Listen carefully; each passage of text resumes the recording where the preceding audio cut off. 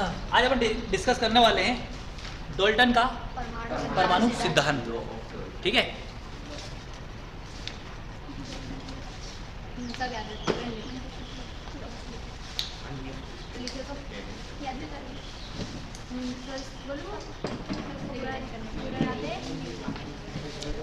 भाई थोड़ा सा हिस्ट्री देखते हैं, फिर उसके बाद में थोड़ा और डेप्थ में समझेंगे कि क्या है, फिर उसके बाद में अपन बात करेंगे कि परमाणु सिद्धांत क्या होता है, उसके कुछ पॉइंट है, अभिधारणा है, वो बात करेंगे। सबसे पहले तो सर जॉन डाल्टन जो थे वो एक टीचर थे और साथ ही साथ जो आपके मौसम वैज्ञानिक थे, है ना, मौसम की के बारे में स्टडी वगैरह करते थे, मतलब बहुत ज़्यादा फिजिक्स में इन्वॉल्व नहीं रहते थे। ठीक है, दूसरे साइंस के उसमें था इन्वॉल्वमेंट, मतलब एक तो टीचर थे वो, और साथ ही साथ जो मौसम विभाग था उसके जो डेटा होते थे उसको कलेक्ट करके उसके सर्वेक्षण करने का काम रहता था इनका। इन्होंने क्या करा कि जैसे अपन ने बात करी थी कि जो हर पदार्थ होता है ना, अपन ने बात करी थी द्रव्य की या पदार्थ की या मैटर की, तो वो क्या होता था, तो उसकी बात करी थी कि भाई जो भी आपका स्थान घेरता है और जिसका कुछ न कुछ मास होता है वो आपका पदार्थ होता है। क्लियर है? अब इन्होंने क्या करा कि भैया अगर हम पदार्थ को तोड़ते चले जाएंगे, है ना, मतलब एक तरीके से, चलो ठीक है, पदार्थ मान लिए कि हर चीज़ यहाँ पे जो वस्तुएं हैं वो पदार्थ से मिलकर बनी हुई है, तो पदार्थ फिर किससे मिलकर बना हुआ होगा? तो फिर आता है कॉन्सेप्ट कि छोटे छोटे पार्टिकल से मिलकर बना होगा, कणों से मिलकर बना होगा। ठीक है भाई, कण से मिलकर बना है, फिर कण भी तो किसी चीज़ से मिलकर बने होंगे ना। ठीक है, तो अणुओं से मिलकर बना है, फिर अणु भी तो किसी चीज़ से मिलकर बना होगा। तो एक आखिरी में जो आता है वो परमाणु आता है। ठीक है, तो इन्होंने ये कि भैया पदार्थ को अगर हम छोटे छोटे हिस्सों में तोड़ते चले जाएंगे, छांटते बांटते चले जाएंगे, तो आखिरी में जो आएगा ना, जिससे वो पदार्थ मिलकर बना हुआ है, जो बेसिक है एकदम, वो परमाणु है। उसको इन्होंने परमाणु नाम दे दिया। ठीक है, परमाणु हम लोगों ने हिंदी में नाम दिया है, एक्चुअल में इन्होंने इनको एटम बोला, एटम। अभी ए का मतलब यहाँ पे होता है नॉट और टम का मतलब होता है डिविजिबल। ठीक है, तो ऐसा पार्टिकल जो डिवाइड ना हो सके, ठीक है, नॉन डिविजिबल हो, जिसको हम और ज़्यादा छोटे हिस्सों में बांट नहीं सकते, काट नहीं सकते, छाट नहीं सकते, वो अपने आप में सबसे जो प्राइमरी यूनिट होती है वो है। ठीक है, ये तो परमाणु के बारे में बात हो गई छोटी सी। अब इन्होंने क्या है, एक परमाणु सिद्धांत दिया।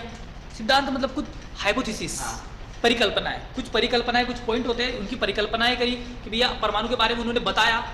देखो भाई, ये है कि भैया वो सच हो सकते हैं, नहीं भी हो सकते हैं, पर उनकी जो भी थी वो थ्योरी, वो उनकी परिकल्पना थी। क्लियर है?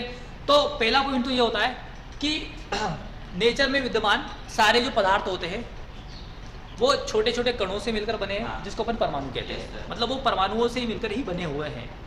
ठीक है, दूसरा, परमाणु अविभाज्य होता है और अविनाशी होता है, मतलब परमाणु का कभी विनाश भी नहीं होता है और परमाणु के अंदर और ज्यादा कुछ हम उसके टुकड़े नहीं कर सकते हैं। क्लियर है क्या? ये 2-3 पॉइंट। तीसरा पॉइंट था कि कोई सा भी अगर पदार्थ बना हुआ है, तो जैसे कोई सा भी आपने तत्व बनाया है, तो उसमें जो भी परमाणु यूज हुए होंगे तो वो समान परमाणुओं का यूज करके वो तत्व बनाया होगा या यौगिक बना होगा। मतलब अगर कोई यौगिक का निर्माण हुआ है तो वो एक समान परमाणुओं से मिलकर ही बना हुआ है, और वो जो परमाणु होंगे निश्चित अनुपात में मिले होंगे, एक निश्चित अनुपात में मिले होंगे।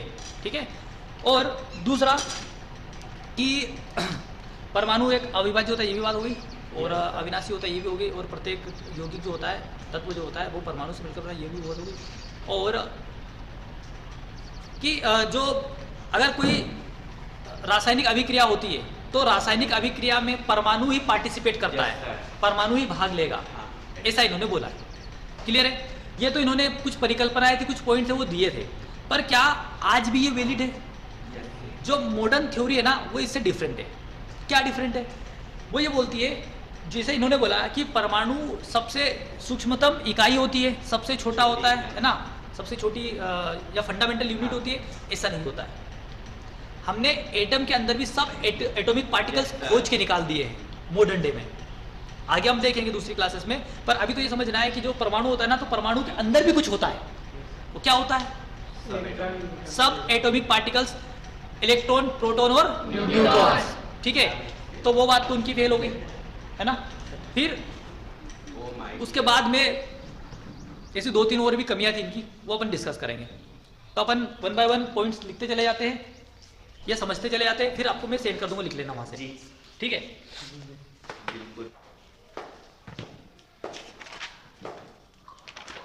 आपको बस उसकी हाइपोथेसिस याद रखनी है डाल्टन के परमाणु सिद्धांत की, ठीक है। कुछ पॉइंट जो मैंने बताया वो आपको याद होनी चाहिए। क्या क्या है? पहला, परमाणु अविभाज्य होता है, परमाणु अविनाशी होता है, तत्व परमाणु से मिलकर बना, मतलब यह तो बोले कि पदार्थ जो होते हैं वो किससे मिलकर बने होते हैं? परमाणु से मिलकर बने होते हैं। समान तत्व के परमाणु भी समान होते हैं और उनके भार और द्रव्यमान और गुणधर्म भी समान होते हैं। भिन्न भिन्न तत्वों के भिन्न भिन्न परमाणु होते हैं और उनके परमाणु भार और गुणधर्म भी भिन्न भिन्न होते हैं, भिन्न भिन्न होते हैं, ठीक है। परमाणु को ना तो उत्पन्न किया जा सकता है, ना ही नष्ट किया जा सकता है। और लास्ट वन कि रासायनिक क्रिया में अगर पार्टिसिपेट कर रहा है तो वो परमाणु करता है और उसकी निजता को बरकरार रखता है। मतलब अगर गोल्ड की रिएक्शन किसी के साथ हो रही है तो गोल्ड के सारे गुण उस परमाणु में भी होंगे। समझ में आया कि एक तत्व जो है उसके जो सारे गुण होंगे उस परमाणु में भी होंगे। क्लियर है क्या? ठीक है, ये कुछ पॉइंट थे जो आपको मैंने बता दिए और आपको लिखा हुआ मिल जाएगा, ठीक है, नोट्स में शेयर कर दूंगा। अब अपन बात करते हैं परमाणु द्रव्यमान की। नेक्स्ट टॉपिक अपना क्या है? परमाणु द्रव्यमान।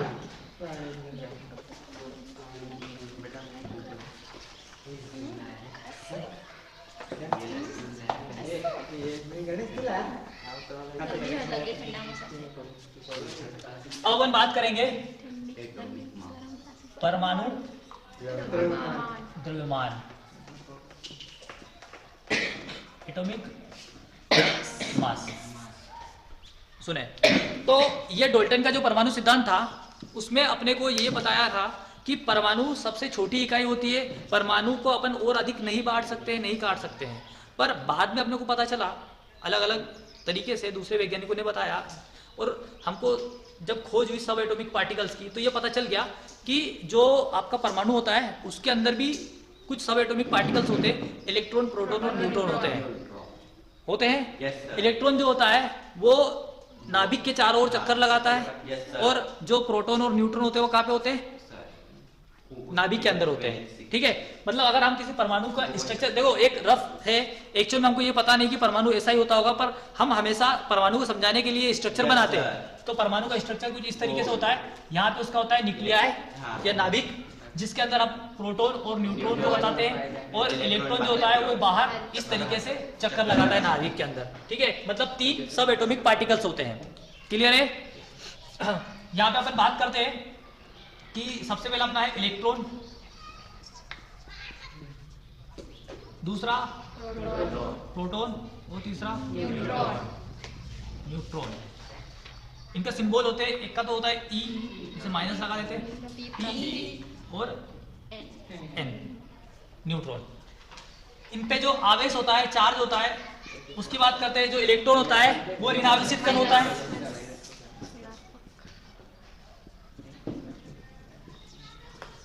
ये कैसा होता है? प्रोटॉन धनावेशित होता है, प्लस चार्ज होता है। और न्यूट्रॉन कैसा होता है? न्यूट्रल, इस पर कोई आवेश नहीं होता है, ठीक है। ये होता है पॉजिटिव, ये होता है नेगेटिव और ये होता है जीरो चार्ज होता है, न्यूट्रल होता है एकदम। सॉरी, हाँ, पॉजिटिव और ये नेगेटिव, ठीक है। और ये न्यूट्रल होता है। क्लियर है? अब सुनो अगली जो चीज, इनका द्रव्यमान, क्योंकि हम जो पढ़ने वाले हैं परमाणु द्रव्यमान, ठीक है। तो परमाणु द्रव्यमान से पहले परमाणु के अंदर कितना द्रव्यमान हो तो पता चलना चाहिए। जैसे मैं अगर किसी की बॉडी का द्रव्यमान की बात करता हूँ, है ना, कि इसका कितना वजन होगा, तो अगर मैं आपको उसके बॉडी के पार्ट्स के अलग अलग द्रव्यमान बता दूंगा कि भैया ये हाथ का इतना द्रव्यमान है, पैर का इतना द्रव्यमान है, पेट का इतना द्रव्यमान है, सारे बॉडी के पार्ट्स के द्रव्यमान बता दूंगा, तो क्या बॉडी का द्रव्यमान निकाल सकते हो?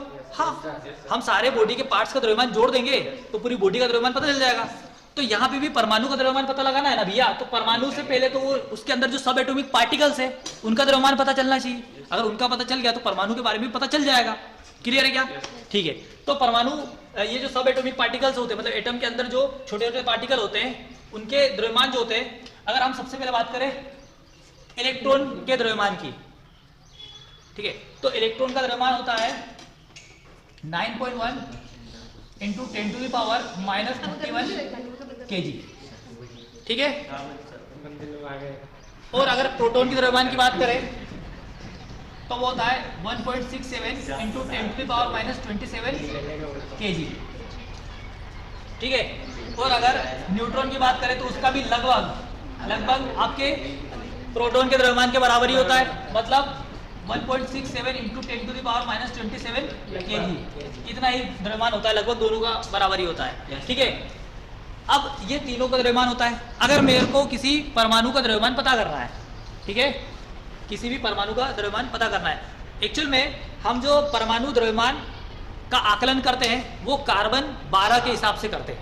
क्यों भाई? जैसे हमने शुरुआत में बहुत सारे तत्व अलग अलग लिए। एक्चुअल में क्या होता है कि हमने जब मापन और मात्रक पढ़े थे तो आपको बताया था कोई एक स्टैंडर्ड लेना पड़ेगा जिससे आप तुलना कर सकते हो, एक फिक्स अमाउंट लेना पड़ेगा जिससे आप तुलना कर सकते हो। जैसे हमने बताया था कि जैसे हाइट का मेजरमेंट होता है तो सी लेवल से होता है, समुद्र का तल होता है, क्योंकि पानी का लेवल एकदम फिक्स है पूरी दुनिया में, तो वहां से हम ऊंचाई की बात करते हैं, हाइट की बात करते हैं, तो एक बेस लिया है अपन ने, एक सही एक फाउंडेशन लेते हैं ना अपन, तो वैसे ही यहाँ पे एक मानक लेना पड़ेगा, स्टैंडर्ड लेना पड़ेगा, उसके आधार पर आप सबकी तुलना करोगे। तो हम क्या करते हैं, यहाँ पे C12 कार्बन 12 की बात करते हैं, तो कार्बन की बात करते हैं और कार्बन 12 लेते हैं और उससे उसकी तुलना करते हैं। जिस भी तत्व का जो द्रव्यमान होता है उसकी तुलना अपन कार्बन 12 से करेंगे। मतलब कैसे? जैसे अपन हम कार्बन की बात करते हैं तो इसका जो परमाणु क्रमांक होता है 6, ठीक है, 6 होता है। मतलब कार्बन के अंदर 6 इलेक्ट्रॉन, 6 प्रोटॉन और 6 न्यूट्रॉन होते हैं, ठीक है, क्लियर है? इतना ही होता है। अब सुनो, अब क्या होता है कि यहाँ पे जब भी आप परमाणु द्रव्यमान की बात करोगे, अब जैसे मैंने आपको बताया था कि आपकी बॉडी के सारे पार्ट्स हैं, उनका अगर हमें सारा द्रव्यमान को अगर जोड़ दूंगा तो आपकी बॉडी का द्रव्यमान निकल आएगा। पर कुछ चीजें जैसे सपोज करो आपके हेयर से बाल है, ठीक है, उनका वजन तुम्हारे वजन में बहुत ही कम हिस्सा है, उनका नेग्लिजिबल है, तो अगर जोड़ो नहीं जोड़ो ऐसा फर्क ज्यादा पड़ेगा नहीं। वैसे ही अगर हम बात करें यहाँ पे इनके द्रव्यमानों की तुलना करें तो जो इलेक्ट्रॉन का द्रव्यमान होता है वो प्रोटॉन के द्रव्यमान से 1857 गुना कम होता है, बहुत कम है, ठीक है, लगभग 1857 गुना कम है, ठीक है। Mass of proton mass of electron से बहुत ज्यादा कम होता है। तो हम जब भी परमाणु द्रव्यमान की बात करते हैं तो इलेक्ट्रॉन का द्रव्यमान नहीं जोड़ते हैं, अपन क्या जोड़ते हैं, सिर्फ प्रोटॉन और न्यूट्रॉन का द्रव्यमान, ठीक है, इलेक्ट्रॉन का नेग्लिजिबल मान लेते हैं, क्लियर है? तो यहाँ पे ये जो इतना द्रव्यमान है ना उसको अपन बोल देते हैं 1 AMU। जो एक प्रोटॉन का द्रव्यमान जो है ना, एक प्रोटॉन का द्रव्यमान है उसको बोल देते हैं 1 AMU, एटॉमिक मास यूनिट। क्या बोलेंगे? Atomic mass unit.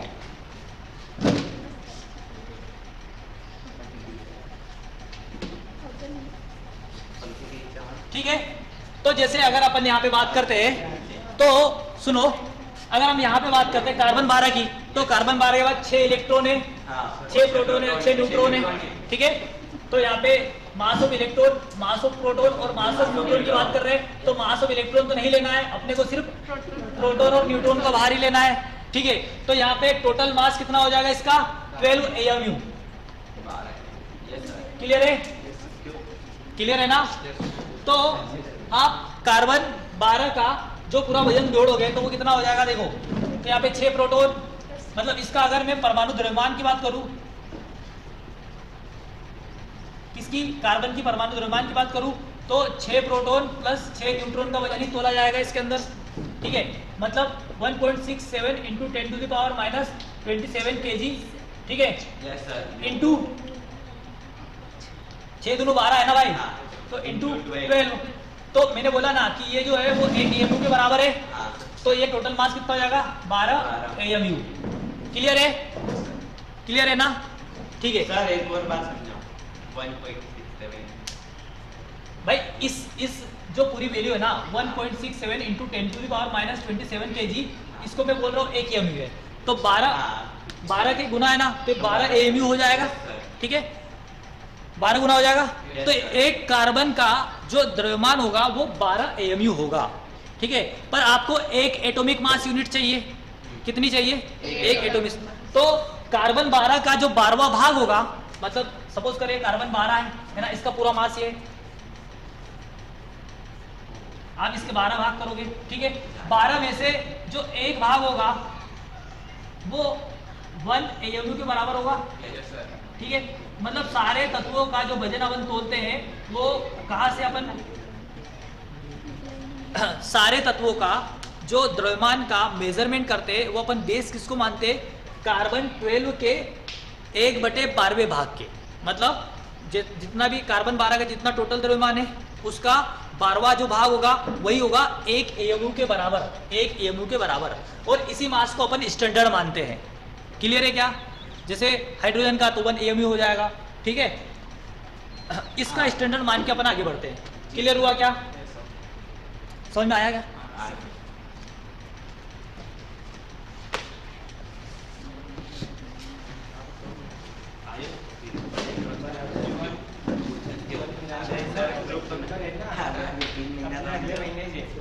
हम यहाँ पे देखो एक चीज और ऐड कर सकते हैं, कार्बन 12 का 1/12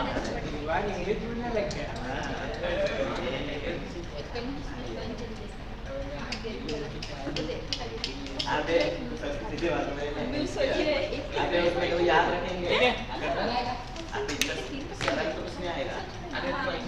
सुनो, परमाणु द्रव्यमान की बात करने के बाद में अपन बात करेंगे आणविक द्रव्यमान। आणविक द्रव्यमान की बात करते हैं, ठीक है।